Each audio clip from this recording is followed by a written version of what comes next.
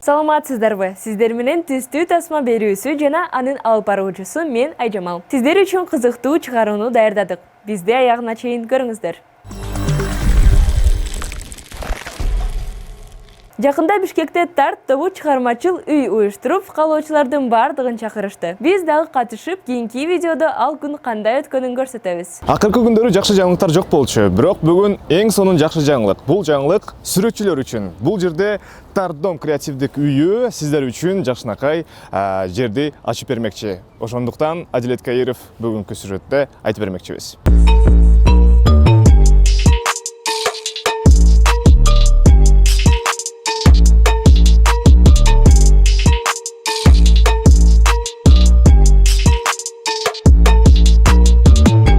Так как мы занимаемся развитием творчества. Биз көркөм чыгармачылык менен алек болгондуктан, биз бул жерге көптөгөн өзүбүздүн жаш сүрөтчүлөрдү чакырып, өзүлөрүнүн өнөрүн көрсөтүп, өөрчүтүү үчүн аларга ушундай платформа ачып бердик.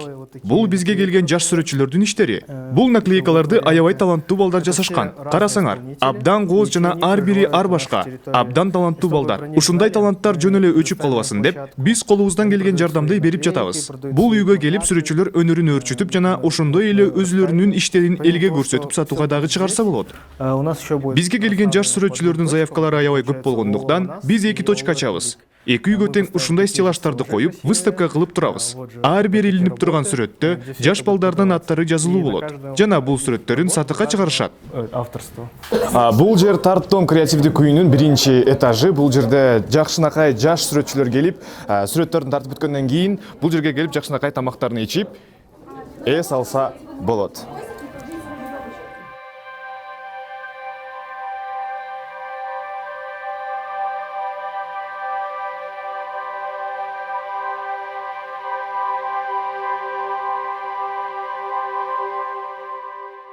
Мынакей урматтуу достор, биз Тарт креативдик үйүнүн экинчи этажына келип отурабыз. Бул жерде уже жыттанып баштады, баягы чыгармачылык деген жыт. Андыктан келип, ичине кирип көрөлүк. Кандай дейсиздер? Саламатсыздарбы?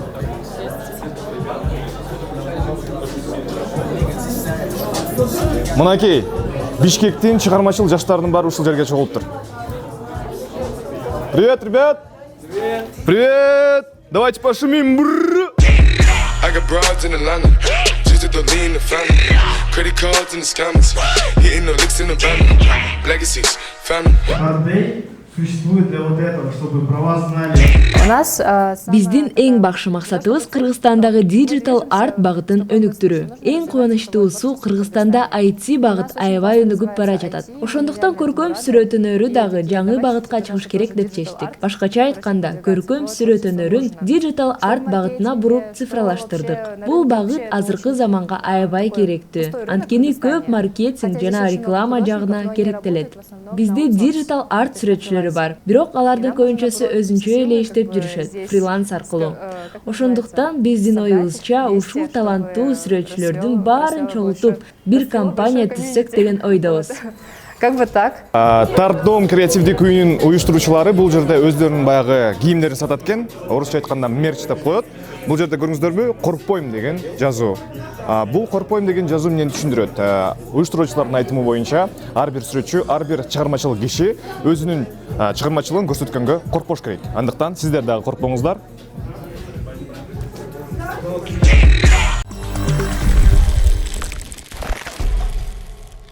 Тарт анимация тилин колдонуп, өз ойлорун билдиришет. Эмесе кийинки видеодо биз эки тилде сүйлөгөн адамдын мээсинин артыкчылыктарын көрсөтөбүз. Билингвалуу адам бул башкача айтканда эки тилде ойлонуп сүйлөй алган адам. Hablas español?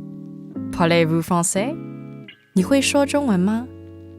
Эгер сиз си же we деп жооп берсеңиз жана англис тилин билсеңиз, анда сиз көпчүлүк билингвист же политологдордун катарына киресиз. 2 же андан көп тилди билүү сизге саякаттоону же кинолорду субтитрсиз көрүүнү жеңилдетүүдөн тышкары, чындыгында мээңиз бир тилдүү досторуңуздун мээсинен айырмаланган түзүлүшкө ээ жана мээңиз башкача иштейт. Демек, тилди билүү чындыгында эмнени билдирет? Тилди билүү 2 активдүү иш аракет менен бааланат. Сүйлөө жана жазуу жана 2 пассивдүү аракет, угуп түшүнүү жана окуу. Салмактуу билингвист эң жогоруда айтылган иш аракеттерге бирдей мүмкүнчүлүктөрү бар. Бирок дүйнөдө көпчүлүк билингвисттер 2 тилди тең эмес катышта билишет жана колдонушат. Тилди өздөштүрүү шартына жараша кош тилдерди жалпы 3 түргө бөлүүгө болот. Мисалы, Габриэланын үй бүлөсү менен АКШга Перудан 2 жашында көчүп келген. Габриэла таза 2 тилде сүйлөйт. Башкача айтканда, бир түшүнүктөр топтому үчүн 2 тилдик кодду бир эле убакытта өздөштүрөт. Ал курчап турган дүйнө менен таанышуу процессинин башталышынан бери эле испан жана англис тилдерин үйрөнөт. Бирок анын агасы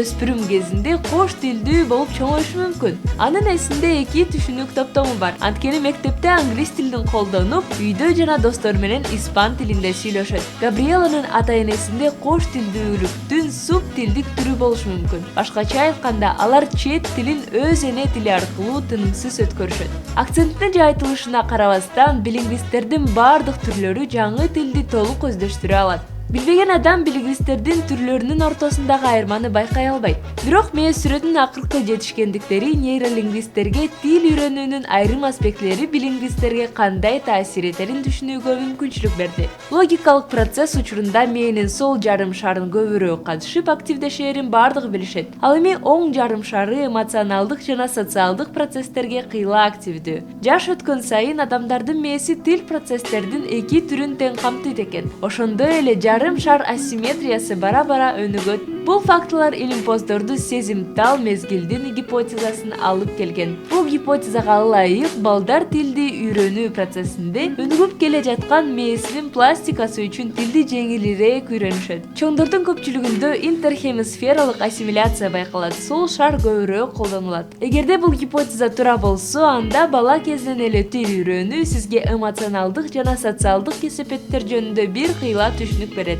Бирок жакында жүргүзүлгөн изилдөөлөр көрсөткөндөй, чоңойгондо чет тилин үйрөнгөндөрдүн эмоционалдык кабылдоосу анчалык байкалбайт. Алар өзүлөрүнө таандык болбогон сарамжалдуу мамилени көрсөтүшөт. Чет тилди качан үйрөнгөнүңүзгө карабастан, көп тилдүүлүк мээңизге өзгөчө артыкчылык берет. Алардын айрымдарын көрүүгө болот. Мисалы, мээбиздеги нейрондордун жана синапстардын көпчүлүгүн камтыган боз заттын тыгыздыгы жана мээнин айрым аймактарында байкалаарлык активдүүлүк. 2 тилдүү адамдар өмүр бою тил үстүндө практика жүргүзгөн үчүн Альцгеймер жана акыл эс бузулуунун башталышын орто эсеп менен 5 жылга кечиктириши мүмкүн. Билингвисттердин когнитивдик артыкчылыктары азыр нормалдуу сезилет. Бирок бул илгерки илимпоздорду таң калтырмак. Анткени 1960-жылдарга чейин кош тилдүүлүк баланын өнүгүүсүн жайлатат деп ойлошушкан экен. Адам тилдерди үйрөнүп ашыкча энергия коротот деп эсептешкен. Бул көз караш жаңылыштык менен жүргүзүлгөн изилдөөлөрдүн натыйжаларына негизделген. Жакынкы жылдардагы жүргүзүлгөн изилдөөлөр көрсөткөндөй, 2 тилдүү студенттер ар кандай тилдерде тесттерди өткөндө көбүрөөк убакыт сарпташат жана көбүрөөк ката кетиришет экен. Ошол эле учурда тилди которуу процесси көбүрөөк активдүүлүктү талап кылат жана ушул үчүн мээнин алдыңкы бөлүгүн бекемдейт. Бул бөлүк негизинен уюштуруу, көйгөйлөрдү чечүү, ошондой эле керексиз маалыматты баштан чыгарууга жооп берет. 2 тилдүүлүк сөзсүз түрдө сизди акылдуу кылат деген факт эмес. Бирок мээнин ден соолугун чындап, татаалдаштырып, анын мүмкүнчүлүктөрүн көбүрөөк колдонот. Бала кезиңизден тилди үйрөнбөсөңүз дагы, өзүңүзгө пайдалуу нерсе кылып, салам деген сөздөн ни хао, бонжур жана hello'го чейин өнүгүп өсүү эч качан кеч эмес. Кантсе да мээбиз жөнүндө сөз болгондо кичинекей кадамда узак жолдун башталышы болушу мүмкүн.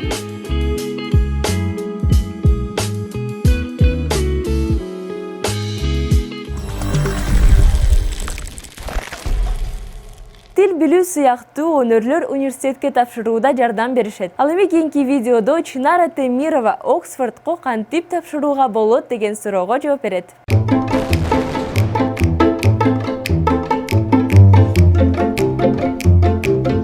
Салам, мен атым Чинара. Мен ушундай YouTube канал ачайын деп чечтим. Бул YouTube каналда мен билим тармагында алдырам. Анан именно чет мамлекетте Англияда жайгашкан Оксфорд менен Кембриджге кантип өтүш керек, ошол жолдорду көрсөткөнгө аракет кылам. Мен биринчи видеодо өзүм жөнүндө айтып кетейин. Мен 2017-жылы Оксфорд менен Кембриджге тапшыргам, экөөнө тең өткөм. Экөөнө өткөндөн кийин Оксфордду тандагам. Себеби ал жерде мага кызыктуу программа болчу. Ал аты Master of Public Policy, мамлекетти башкаруу. Ал жерде бул 1 жылдык контрагы, ал окуу жайда $46,112 болчу. Азыр 1 жылдан кийин карасам уже 53,000ге чейин көтөрүлүп кетиптир. Вот мен ушул программаны тандап окуш үчүн мен стипендия алгам, толук стипендия, $68,594 тегерегинде болгон. Ал стипендия полностью менин жатаканамы, тамак ашымы бардыгын полностью покрывать эткен. Анан мен ошон үчүн мен ушул видеолорумда только мастер программа жөнүндө сүйлөйм. Себеби мен өзүм мастер программада окугам, ал ушундай мастер программа кантип өтүш керек. Андан кийин Оксфорд менен Кембридж жөнүндө айтам. Себеби бул эң мындай ошол окуу жайларга өтүш кыйын. Ошону мындай максат катары алсак, башка Англиянын вуздарына өтүш оңой болот, эгерде Оксфорд менен Кембриджге өткөндөн кийин. Вот анан мен эмне жөнүндө сүйлөйм? Мен видеолорумда көп нерселерди айтып берем. Кантип өтүш керек, ошол окуу жайга эң керек, мындай эң маанилүү стипендияны кантип өтүш керек. Анан ошондо мотивационный катты, рекомендательный письмо, CV, резюмелерди кантип жазыш керек, кандай мындай немелер бар, тонкий нерселери. Вот анан мен дагы көп Оксфорддо жашаганда колледждерде эмне, колледждерди кантип тандаш керек, бүт ошол кичинекей мындай детальный сүрөлөрдү обсуждать этем. Анан менин видеолорум өзгөчөлүгү эмне, бул биринчиден бүт YouTube каналда жайгашкан видеолорго караганда менин видеолорум кыргыз тилинде сүйлөгөнгө аракет кылам. Анан кийин 5 мүнөттөн ашпайт. 5 мүнөттөн ашпагандан кийин аябай детальный мындай керектүү нерселерди гана сүйлөйм. Анан дагы видеолор силердин сунушуңардын негизинде болот. Эгерде бир видеодо мен бир нерсени түшүнүксүз айтып койсом же ошол жөнүндө көбүрөөк окуңар келсе, мен кийинки видеолордо ошону мындай более мындай түшүнүктүү кылып айтып берем, детально кылып. Ошо анан мен буну эмнеге кылып жатам? Эмне үчүн мындай видеолор жаратып жатам? Мен ойлойм, мен Оксфордко өткөнүм, окуп келгеним, вот забыла. Вот диплом. Жакында почта менен берилди. Мен чоң жетишкендик деп ойлойм, чоң ийгилик. Бирок бир жагынан мне повезло. Мен ата-энем жеке мектепке берген, чет мамлекетте окуткан, анан кийин досторум мага көп жардам берген. Иностранец досторум англис тилди практика кылганга үйрөткөн, коллегаларым жакшы рекомендательный письмолор жаздырып берген. Андан кийин Оксфорддо окуган мен өзүм тааныш досторум бар, алар мага туура жол көрсөткөн. Ошон үчүн мен бул видеодо бүт ошол адамдардан чогулткан бүт кеңештерди мен чогултуп ушул видеолордо айтып берем. Анан себеби мен ишенем, ушул биздин райондордо, областтарда аябай аракети күчтүү кыз балдар бар, бирок алардын балким мага окшоп алар жеке мектепке барбайт же иностранец достору жок. Ошон үчүн мен ошондой аракети күчтүү балдарга жардам берейин деп, мындай тегиз мамиледе ушинтип видеолорду чыгарам деп эсептеп чечим чыгардым. Вот ошон үчүн бул видео мен жөнүндө болду. Рахмат. Чынара Темирова кыргыздын чыгаан кызы. Ал эми кийинки видеодо сиздерди Эркин Адылов менен тааныштырабыз. Ал Кыргызстандын эң ийгиликтүү тургундарынын бири болуп эсептелинет. Анын компаниясы Батыш корпоративдик рыногунда жакшы кабыл алынган программаны иштеп чыккан. Мен сиздин компанияңыздын кандай иштерин болжол менен түшүнөм. Бирок сиз андан кандайча киреше алганыңызды билгим келет.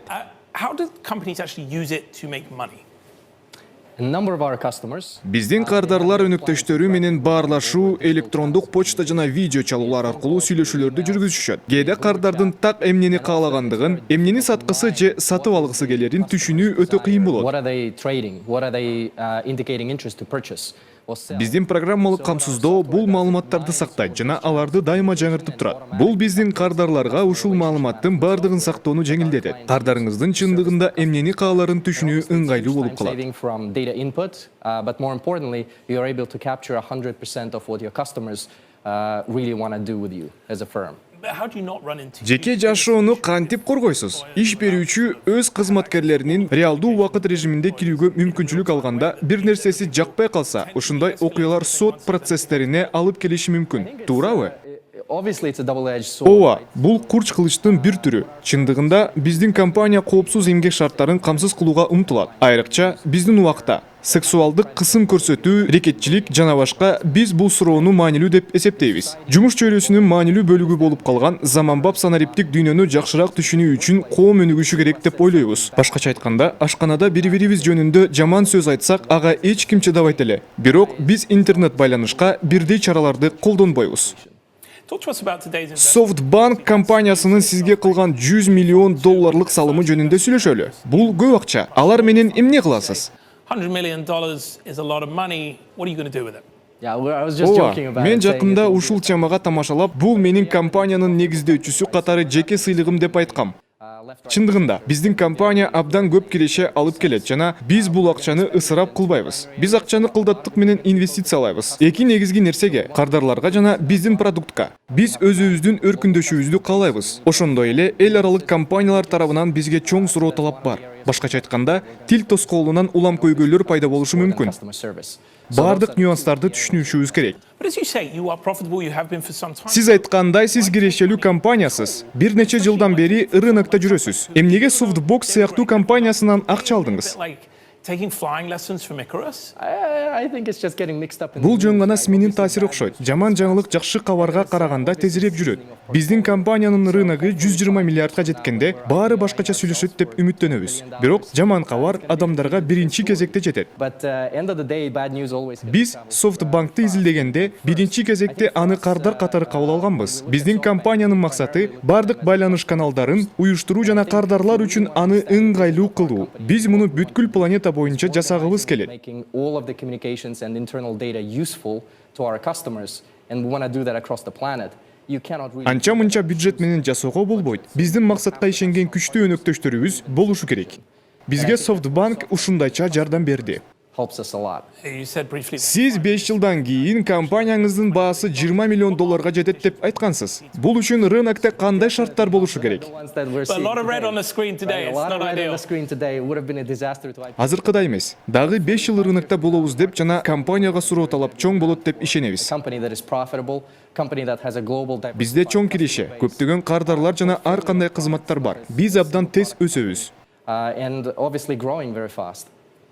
And what other role beyond just SoftBank сыяктуу ири компания чоң акчадан башка эмне сунуш кыла алат? Ал сиздин максатыңызга жетүүгө жардам бере алабы? want to take it into the public market? So Japan obviously. Япония биздин башкы максатыбыз. Өткөн жылы биз бул өлкөнүн эки таасирдүү банкы менен келишим түзгөнбүз. Ошондой эле Япониядан суроо талап өсүп жаткандыгын жана SoftBanktын Япония менен байланышы абдан жакшы экендигин байкап жатабыз. Япония күчтүү экономикасы бар өлкө жана биз Азияда суроо талап көп экендигин байкадык. SoftBank биз үчүн ушул рынокты ачып беришет деп Quite үмүттөнөбүз. a lot of demand for our software from Asia. Чынары менен Эркиндин окуялары сиздерге дем берди деп ишенебиз. Ал эми сиздердин көңүлүңүздөргө ырахаттануу үчүн Шон Мендестин ырын сунуштайбыз.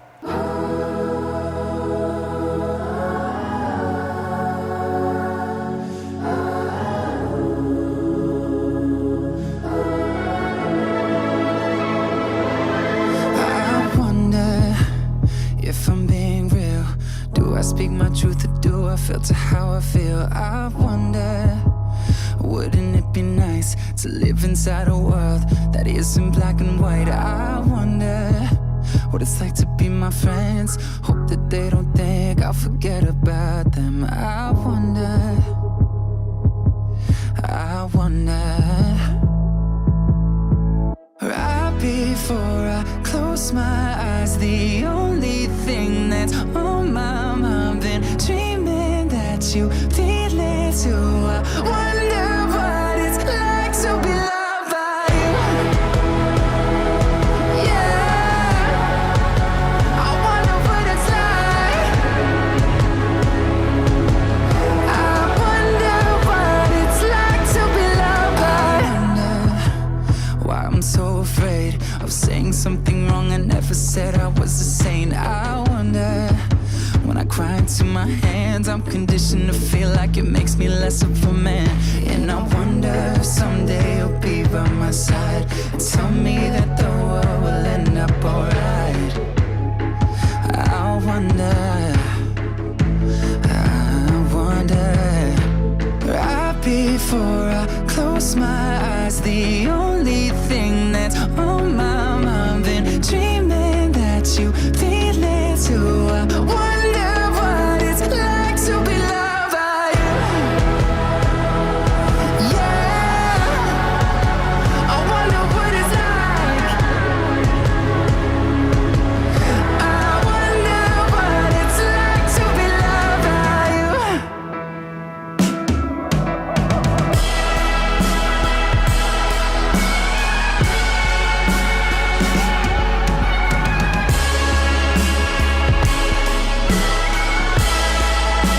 I wonder what it's like to be loved by you. Yeah, I wonder what it's like to be loved by you. Yeah, I wonder what it's like to be loved by you. Before I close my eyes, the only thing that's on my mind, and dreaming that you feel it too. I wonder what it's like to be loved by you.